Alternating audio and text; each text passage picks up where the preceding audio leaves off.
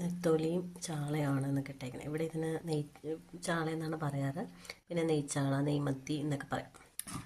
പിന്നെ അതുപോലെ തന്നെ ഇതിനെ കൊഴുവ അങ്ങനെയൊക്കെ പറയാറുണ്ട്. നമ്മളിവിടെ നെത്തോലി എന്ന് തന്നെയാണ് പറയണത്. അപ്പം ഇത് രണ്ടും രണ്ടായിട്ട് തന്നെയാണ് വാങ്ങിച്ചത്. പക്ഷേ എനിക്കിത് രണ്ടും കൂടെ ഒരുമിച്ചിട്ട് കറി വയ്ക്കാൻ, തേങ്ങ അരച്ച് കറി വയ്ക്കാൻ ഭയങ്കര ഇഷ്ടമാണ്. നല്ല ടേസ്റ്റാണത്. അപ്പം നിങ്ങൾ ഒരു പ്രാവശ്യങ്ങളൊന്ന് ചെയ്ത് നോക്കണം കേട്ടോ. രണ്ടും കൂടെ മിക്സ് ചെയ്ത് ചിലപ്പോൾ നമുക്ക് മിക്സായിട്ട് തന്നെ കിട്ടും. രണ്ടും കൂടെ ഒരുമിച്ച് മിക്സായിട്ട് തന്നെ കിട്ടും. അല്ലെങ്കിൽ നമ്മളിങ്ങനെ വാങ്ങിച്ചിട്ട് ഇതിനിങ്ങനെ ഇട്ട് വെച്ച് കഴിഞ്ഞാൽ നല്ല ടേസ്റ്റാണ്. ഒരു മാങ്ങയും കൂടി ഇട്ട് കഴിഞ്ഞാൽ നല്ല ടേസ്റ്റായിട്ട് കിട്ടും. തേങ്ങ അരച്ച് തന്നെ വെക്കണം എൻ്റെ ടേസ്റ്റ് അറിയണമെങ്കിൽ. ഇങ്ങനെ മിക്സായിട്ട് ഇട്ടിട്ട് എന്നിട്ട് നല്ല വെന്ത കപ്പയൊക്കെ ഉണ്ടെങ്കിൽ അതിലിങ്ങനെ ഒഴിച്ച് കഴിക്കാൻ നല്ല ടേസ്റ്റാണ്. അപ്പോൾ ഇന്നിപ്പോൾ നമ്മൾ അതാണ് ചെയ്യുന്നത്. അപ്പോൾ അതിന് നമ്മൾ വൃത്തിയാക്കി ക്ലീൻ ചെയ്ത് വെച്ചിട്ടുണ്ട്. ഇനി നമുക്ക് അതിനകത്തേക്ക് തേങ്ങയും സാധാരണ നമ്മളിടുന്ന കണക്കിന് തേങ്ങയും മല്ലിപ്പൊടി, മുളക് പൊടി, മഞ്ഞൾപ്പൊടി, കുറച്ച് ഉലുവപ്പൊടി, പിന്നെ വാളംപുളി കുറച്ചിട്ട് നന്നായിട്ട് അരച്ചെടുക്കുക. നന്നായിട്ട് അരച്ചെടുത്തിട്ടുണ്ട്. ഇനി നമുക്ക് അടുപ്പിലേക്ക് ചട്ടിയിലൊഴിച്ച് അടുപ്പിലേക്ക് വെച്ചൊന്ന് തിളപ്പിക്കാം. തിളച്ചതിന് ശേഷം നമുക്ക് എന്നത്തെയും പോലെ തന്നെ മീൻ കഷ്ണങ്ങൾ ഇട്ട് കൊടുക്കാം. അപ്പോൾ നമ്മൾ അതിനകത്ത് നിന്ന് കുറച്ച് മീൻ മാറ്റി വെച്ച് ഫ്രൈ ചെയ്യാനായിട്ട് എടുത്തിട്ടുണ്ട്. അതിലൊന്ന് അരപ്പ് പുരട്ടി വെച്ചേക്കുവാണ്. ഇനി നമുക്കൊന്ന് ഫ്രൈ ചെയ്യാം.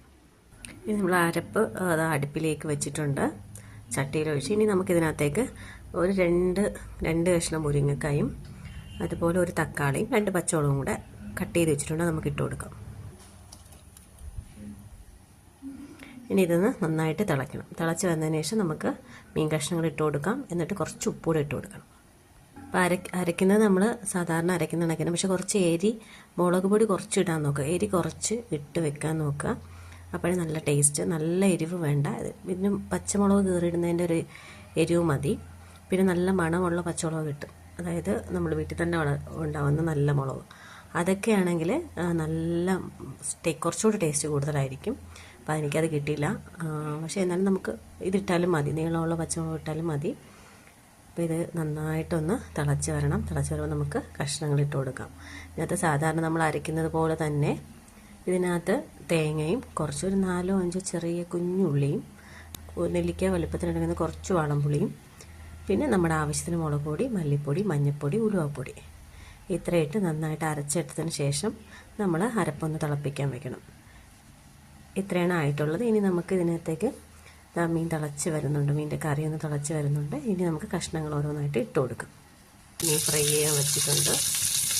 ഇതൊന്ന് ഫ്രൈ ചെയ്തിട്ടുണ്ട്. അപ്പോഴേക്കും നമ്മുടെ മീനിൻ്റെ കറിയൊന്ന് ആയിട്ടുണ്ട്, തിളച്ച് വന്നിട്ടുണ്ട്. നമുക്കിനി ഇതിനകത്തേക്ക് കഷ്ണങ്ങൾ ഇട്ട് കൊടുക്കാം.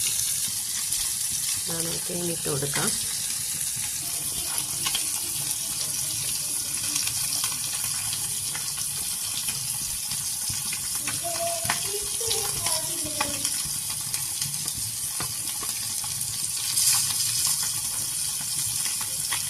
നമ്മൾ കഷ്ണങ്ങൾ ഇട്ട് കൊടുത്തിട്ടുണ്ട്. ഇനി നമുക്കിതിനൊന്ന് നന്നായിട്ട് വേവിച്ച് എടുക്കാം. അല്ലെങ്കിൽ കുറച്ച് കറിവേപ്പിലയും കൂടി ഇട്ട് കൊടുക്കണം. ഇത് കുറച്ച് ലാസ്റ്റായിട്ട് മതി. കുറച്ച് കറിവേപ്പില ഇട്ട് കുറച്ച് പച്ച വെളിച്ചെണ്ണ ഒഴിച്ച് നമുക്കൊന്ന് ഓഫാക്കി എടുക്കാം. നമ്മൾ കുറച്ച് കറിവേപ്പിലയും കൂടി ഇട്ട് കൊടുത്ത് കുറച്ച് അധികം ഇടണം. ഇതിൻ്റെ അവസാനമായിട്ട് കുറച്ച് കറിവേപ്പില ഇട്ടിട്ട് നമ്മളൊന്ന് പച്ച വെളിച്ചെണ്ണ ഒഴിച്ച് കൊടുക്കുന്നുണ്ട്. എന്നിട്ട് കുറച്ചുകൂടെ ഒന്ന് വറ്റിയതിന് ശേഷം, ഒരുപാട് വറ്റേണ്ടത്, ഇതൊന്ന് കറിയായിട്ടിരിക്കുന്നതാണ് നല്ല ടേസ്റ്റ്.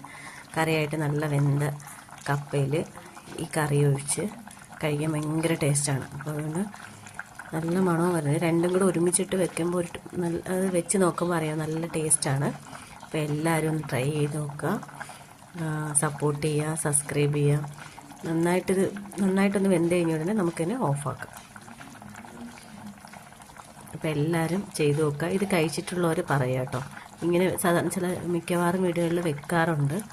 മാങ്ങ ഇട്ടൊക്കെയാണ് വെക്കുന്നത്. ഞാൻ ഇന്നിപ്പോൾ മാങ്ങ ഇല്ലാത്തതുകൊണ്ട് തക്കാളിയും മുരിങ്ങക്കായും ഒക്കെ ഇട്ടാണ് വെച്ചത്. കുറച്ച് വെക്കണം. നല്ല ടേസ്റ്റാണ്. ഒരു പ്രത്യേക മണം വരുന്നുണ്ട്. കറിവേപ്പിലയുടെയൊക്കെ ഒരു മണം വരുന്നത് നന്നായിട്ട്. അപ്പോൾ കുറച്ചധികം കറിവേപ്പില ഇട്ട് കൊടുക്കുക അതിനകത്ത്. നല്ല ടേസ്റ്റാണ്. അപ്പോൾ എല്ലാവരും കൃത്യമായിട്ട് ചെയ്ത് നോക്കുക.